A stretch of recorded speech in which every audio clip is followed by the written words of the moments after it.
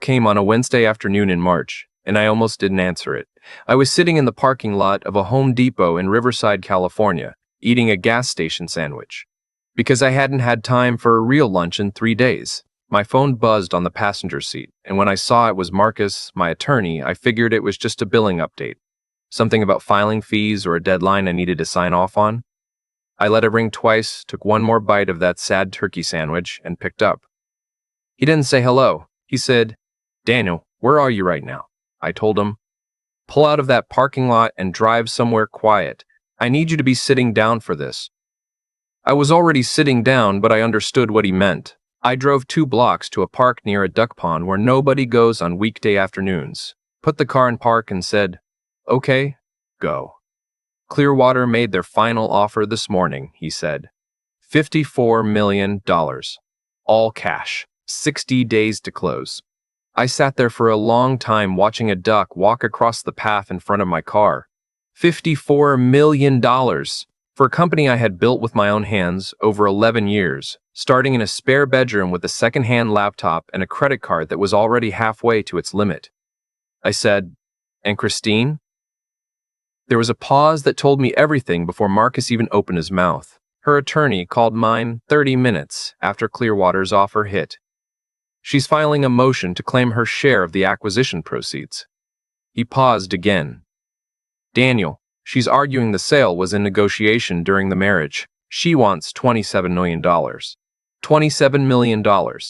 Half of everything. From a woman who hadn't set foot in that office in 4 years. From a woman who had looked me in the eye at her kitchen table 2 weeks before our 15th anniversary and told me, with the same tone she used to read grocery lists, that she had been seeing someone else for almost 2 years and that she thought we had both outgrown the marriage. Outgrown. Like a marriage was a pair of shoes. Let me back up. Christine and I met in graduate school at USC, both of us in the computer science program. Both of us broke and ambitious and absolutely certain we were going to build something that mattered. We got married at 26, moved into a 1-bedroom apartment in Pasadena, and spent the first 3 years of our marriage working day jobs while I built a software platform that would eventually become Archbridge Systems, a project management and data integration tool for mid-size logistics companies. Unglamorous, I know, not the kind of startup that gets written up in TechCrunch. But logistics companies need their systems to work, and they pay serious money for software that actually does what it promises. Christine was involved in the early days. She helped with the UI design and some of the initial client outreach. But by the time Archbridge started generating real revenue, around year 4, she had shifted into her own career in marketing consulting and had very little to do with the day-to-day operations. We had an agreement about that. She kept her income, I kept mine, and Archbridge was mine. We never formalized it beyond a general understanding, which I would later learn was one of the more expensive mistakes of my life. The marriage was good for a long time. Or I thought it was. Looking back with the clarity you only get after the fact, I can see the places where it had gone quiet in ways I mistook for comfort. We stopped having the arguments that couples need to have. We stopped wanting the same things and just stopped mentioning it. I was focused on the business. She was focused on whatever she was focused on, which I eventually found out was a 41-year-old architect named Scott who drove a vintage Porsche and had the kind of jawline that seems to exist only to cause problems in other people's marriages. I found out about Scott the same way most people find out about these things. Not through a dramatic confrontation, not through a private investigator, but through pure mundane accident. I came home early from a conference in Chicago because my flight had been delayed and then miraculously undelayed, and I walked into my own kitchen to find Christine on a FaceTime call, sitting on the counter in her pajamas, laughing in a way I hadn't heard from her in probably 3 years. She saw me and the laugh stopped like someone had hit a switch. She ended the call. She put the phone on the counter. She looked at me with an expression I can only describe as the complete absence of surprise. Like she had been waiting for this moment and had already decided what she was going to feel about it, which was nothing. "We should talk," she said. "Who was that?" She didn't answer right away. She slid off the counter, pulled her hair back, and said, in a voice that was almost gentle, "I've been seeing someone. For about 20 months. His name is Scott." I didn't plan for it to go this long, and I should have said something sooner. I know that. 20 months. I stood there in my own kitchen with my carry-on bag still in my hand and tried to find something to say. I couldn't. My brain just kept running the math. 20 months ago, we had celebrated our 14th anniversary with a trip to Carmel. 14 months ago, we had gone to her sister's wedding in Atlanta, and she had slow danced with me in front of her entire family. 8 months ago, she had told me she loved me before I left for a conference in Denver. 20 months, I said. I know. She had the decency to look at the floor. Did you ever? I stopped. I started again. Was any of it real? The last 2 years? Was any of it actually real? She looked up, and what I saw on her face was not guilt. Not exactly. It was something more like exhaustion, like she was tired of carrying a weight she had chosen to pick up and was finally putting it down. I've been unhappy for a long time, Daniel. You were always working. We've been more like roommates than partners for years. She paused. I think we both know this hasn't been a real marriage in a long time. She was rewriting history in real time, right in front of me, and doing it so smoothly I almost believed her. That was the thing about Christine that I hadn't fully understood until that moment. She was extraordinarily good at constructing a version of events that made her the reasonable party. She had been unhappy. I had been unavailable. The marriage had run its course. These things happen. Nobody's fault, really. What she did not say, not that night and not for a long time after, was that she had spent the last several months quietly consulting with a family law attorney. What she did not say was that she had pulled financial records on Archbridge. What she did not say was that she had already begun building a legal argument. The divorce took 14 months. I won't walk you through all of it because some of it is still painful in ways I haven't fully sorted out, and some of it is simply boring in the way that legal processes are boring. Lots of paperwork, lots of waiting, lots of conversations with attorneys that cost more per hour than I used to make in a week. The settlement was painful, but survivable. She got the house, which had equity. She got a cash settlement of $400,000. She got her consulting business and her retirement accounts. I got Archbridge. What Clearwater Technologies had to do with any of this requires a little context. Clearwater was a mid-sized enterprise software company out of Seattle that had been circling Archbridge for about 3 years by the time our divorce was finalized. They had reached out informally in early conversations twice before, both times when the numbers weren't there. The third conversation, which began about 8 months after my divorce was final, was different. Their new CEO had come in with an acquisition mandate. Archbridge fit exactly what they were looking for. And for the first time in those 3 years of casual flirtation, both sides were serious. The negotiations lasted 11 months. There were term sheets and counterproposals and 3 separate rounds of due diligence. There were weeks where I was certain it was going to fall apart, and weeks where I was certain it was going to happen. My attorney, Marcus, had been involved from the beginning, and my small executive team knew what was on the table. We kept it tight. I didn't tell anyone outside that circle. I didn't tell Christine, which was why, when her attorney called Marcus 30 minutes after Clearwater's offer landed, I felt the specific cold clarity of someone who has just realized they are dealing with a person who had been planning for this moment for quite some time. She didn't know the final number, but she knew there was a number coming, and she knew it was large, and she had filed her motion within the hour. Her legal argument went like this. The relationship between Archbridge and Clearwater had begun, in informal, exploratory conversations, while Christine and I were still married. Therefore, the conditions that made the acquisition possible had been established during the marriage. Therefore, the proceeds of the acquisition were, at least in part, marital assets. She was asking for $27 million. Half. I want to be honest with you about what I felt in the first 48 hours after Marcus told me this. I felt something that went beyond anger into a territory I don't have a clean word for. It was the feeling of realizing that someone had been patient in a way that had nothing to do with love or kindness, but with calculation.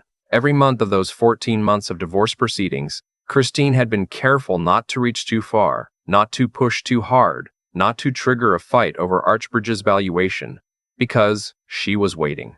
She had looked at the situation the way a chess player looks at a board, identified the piece she wanted, and decided that the best move was to be patient and then strike when the number was worth striking for. $27 million is a number worth being patient for. I called Marcus back that evening from my apartment, sitting on the floor of my home office because I hadn't bought a second desk chair since the divorce, and I still hadn't gotten around to it. "Tell me honestly," I said, "does she have a case?" Marcus was quiet for a moment, the kind of quiet that means he's being careful about how he phrases the next thing. "She has an argument," he said finally. "It's not a strong argument. The settlement agreement was clear that Archbridge was her separate property, but she's going to claim that the settlement was negotiated without full disclosure of the Clearwater discussions, which constitutes concealment of a material asset. The Clearwater discussions were informal at that point. There was no offer. There was barely a conversation. I know that. You know that. Her attorney is going to argue that you knew there was significant acquisition interest and that you had an obligation to disclose it." I stared at the wall. "What do we do?" "We start pulling everything," Marcus said. "Every email, every meeting note, every record of when those conversations actually began and what was actually said. If the timeline shows what I think it shows, we dismantle her argument piece by piece." He paused. "But Daniel, I need to ask you something, and I need you to be straight with me. Is there anything I'm going to find that surprises me?" "No," I said. "Find everything. There's nothing to hide." What Marcus found over the next 6 weeks was not just a clean timeline. It was something better. The first piece was straightforward. The documented record of every communication between Archbridge and Clearwater, with timestamps that established beyond any ambiguity that the serious acquisition discussions had begun 8 months after our divorce was finalized. The early conversations, the ones Christine's attorney was trying to characterize as the foundation of the deal, or a single exploratory email exchange in which Clearwater's previous CEO had asked some general questions about Archbridge's user base, and Marcus and I had responded with publicly available information and a polite but non-committal reply. That was it. 2 emails. No term sheet, no NDA, no valuation discussions, nothing that a court would recognize as acquisition negotiations. That was the first piece. The second piece came from Christine's own financial records, which had been subpoenaed as part of the discovery process. Marcus called me on a Tuesday morning. He had a habit of calling on Tuesday mornings with the things that changed everything, and said, "I need to send you something. Look at it and then call me back." He sent me a series of bank statements and financial transfer records. What they showed was this. In the final 4 months of our divorce proceedings, Christine had transferred a total of $280,000 from a joint investment account that had not been fully disclosed in the asset inventory, money that was supposed to be part of the settlement calculation. She had moved it in increments small enough not to trigger automatic flags, through 2 intermediary accounts, into a personal account held under her maiden name that she had opened 3 months before we separated. She had hidden assets during the divorce. She had accused me of concealing information about a potential acquisition, information that didn't exist in any meaningful legal sense, while she had been actively, deliberately, carefully hiding $250,000 in marital assets from the settlement process. I read through those documents 3 times. Then I called Marcus. "Is this what I think it is?" I said. "It's financial fraud in a divorce proceeding," he said. There was a flatness in his voice that I had come to recognize as the sound of a very controlled person trying not to sound too satisfied. "It's also, potentially, perjury. She signed the asset disclosure under oath."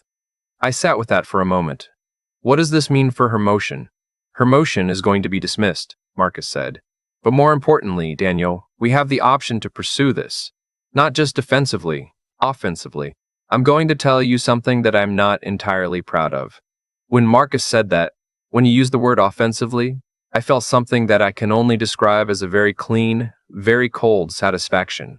Not joy, not triumph, just the specific feeling of a weight that has been pressing on your chest for months, suddenly lifting all at once.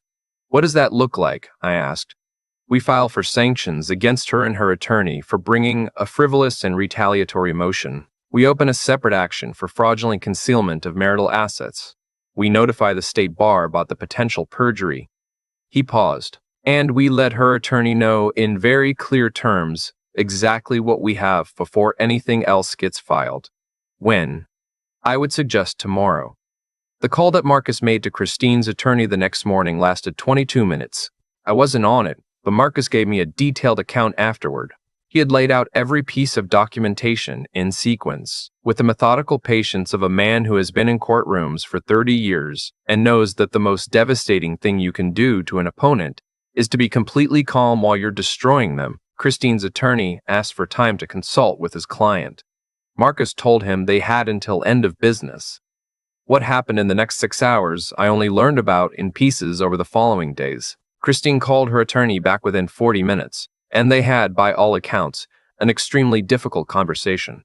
She called her sister. She called Scott, who apparently had very little useful to offer. She called her attorney again. She called my number twice. I let both calls go to voicemail, and the messages she left were, in order, angry and then frightened, which I thought was the right sequence for someone who had just watched their plan come apart. Her attorney called Marcus back at 4:47 in the afternoon and withdrew the motion. 2 weeks later, Christine agreed to a settlement on the concealment claim. $280,000 returned, plus interest, plus a penalty. She did not face criminal charges, primarily because Marcus and I decided that pursuing them would cost more in time and energy than it was worth, and because I am not, at the end of the day, someone who needs to see another person destroyed. I needed her to be stopped. I needed the record to be clear. I didn't need anything beyond that. The Clearwater acquisition closed 61 days after their offer landed, 1 day past the original deadline because of a minor issue with a vendor contract that took an extra afternoon to resolve. $54 million. I stood in Marcus's conference room in Century City and signed my name 47 times across a closing binder that was 3 inches thick. And then I shook hands with the Clearwater team and walked out into the afternoon sun on the Avenue of the Stars and sat down on a bench and looked at the sky for about 10 minutes. I'm 51 years old. I spent 23 years building something. I spent 14 months going through a divorce I didn't choose. I spent 4 months watching someone try to take half of everything I had earned on the basis of a claim they knew was built on sand. And I was still standing. I want to say something about the part that doesn't make for a clean ending, because I think it matters. The money is real, and I won't pretend it doesn't change things. It changes the practical reality of my life in ways I'm still getting used to, but it doesn't change the 4 years I spent rebuilding after the divorce. The months when I genuinely wasn't sure Archbridge was going to survive losing 2 key clients in the same quarter. The evenings alone in an apartment I'd furnished in pieces because I kept telling myself I'd do it properly when things calmed down. It doesn't change the fact that the person I had chosen to build a life with had been calculating an exit before she told me there was a problem. That one still lives somewhere in my chest in a way that money doesn't touch. What it does change is this. I know now exactly what I built. And I know that I built it myself, and nobody can take that from me or argue it away with a cleverly worded legal motion. Whatever comes next, that part is settled. Scott, as a coda, did not prove to be the enduring romantic figure Christine had apparently imagined.